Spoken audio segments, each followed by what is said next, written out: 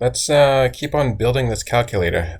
So we got to this part here where we know we are going to either have a plus or a minus or a number, and we're going to put stuff into this push string if it depending on what we get, and every time it becomes like a let's say we have a number, for example, we put in an 8 and a 7, and the string looks like that, and then we get a plus, then we want to ignore the plus, just put this string into the result vec, and then we're going to clear it. Ignore the plus, because plus doesn't mean anything, because plus 8 plus 9, you can just write that as 8 and 9, and add those together, and it's only minus that makes a difference here.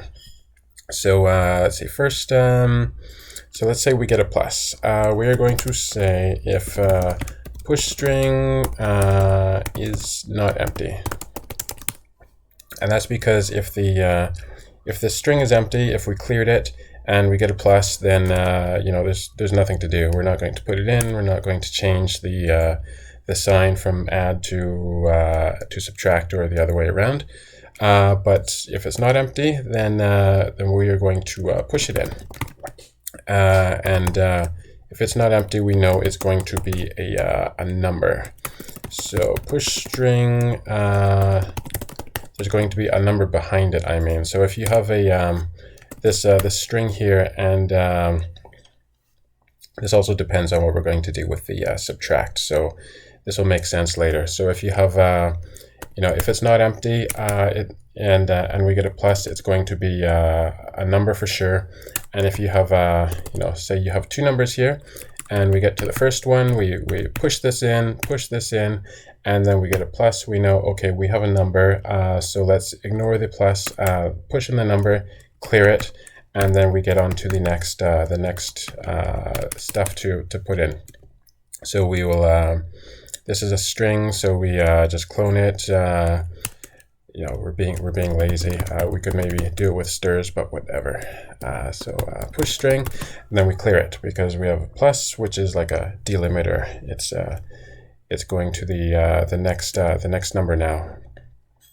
So next is so let's say we get a minus. So if push string contains, so if there's a minus already in there, so let's say we have this, let's say we have like a minus 7. So we start out with a minus, and if we have a push string is empty, so there's this nice is empty method. So if we come across this minus, and our string has minuses, or it's empty, then we're going to push it in. So push string character, because we want to keep track of this. So the length. So how many minuses are there? There could be a whole bunch of minuses, and every time if there's a minus in there, we want to keep on pushing it in to keep track of this. So there we go. Push string character. Otherwise, what are we going to do? Then, well, then the only thing left is, this will be a number. So if it's not, we checked for plus, and now we're on minus. And if there's no, if this isn't relevant, then it's going to be a number. So it'll be like, for example, 7 minus 7. So if we're at this point and we get a minus, and there's no, it's not empty because there's a 7 in it, and there's no minus in there, then this must be a number. So what we're going to do is result vec. That's where we put all our results in. We're going to push the push string dot clone. So we're going to push that in. Then we're going to clear it because we pushed it in, so we don't need it anymore. Clear that, and then we still have this minus to deal with, so we're going to push string, and then we're going to push the character in, and now we have the minus So we've pushed in this, cleared it, and then we have this this minus to go in to keep track of. And then finally, number. You know, that's the final thing that we have to deal with. And so if we have a number, you know, let's say we have this this number. We've got I don't know, a bunch of 7s or whatever. Let's say we have 1 7. We're right here. And we're going to see, okay, does push string have a minus in it? Because we're keeping track of that. And if so, you know, we're keeping track of minuses. So let's put in, you know, 3 minuses.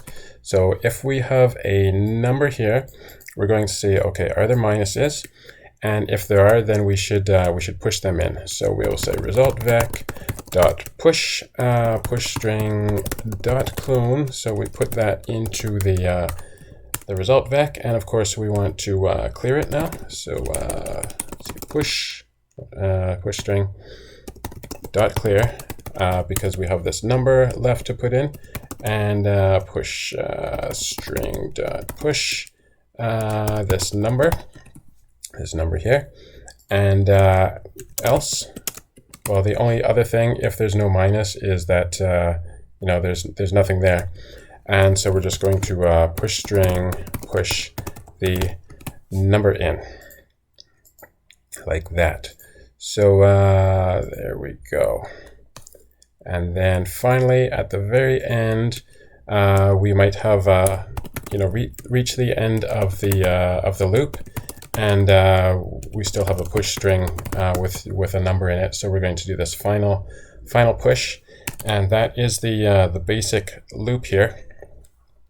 And just to see what we're talking about, let's do some let's print out the result vec.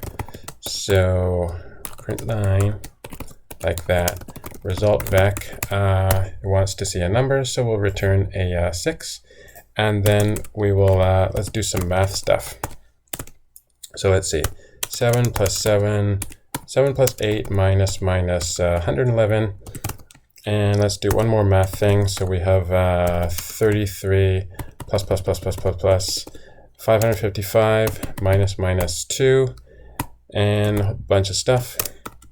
There we go. And I hope I typed everything correctly. Probably not. It's going to tell me. Math. Function math. Cannot find macro math. Oh, that's right. Why am I? Yeah, that's not a macro. Okay, let's do that again. Expected function. Oh, I know what I did. 18 equals, let's see, 32.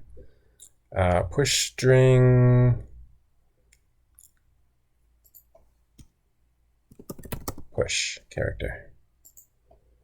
Okay, let's run it one more time, and there we go. So we can see the results. We have you know, 7 plus 8 minus 111. So it gives us this the separate 7, the separate 8, keeps track of the minus. Let's make it one more minus and see what happens. And there you go. So it gives us 2, and then it gives us you know, when it gets a number, it puts that in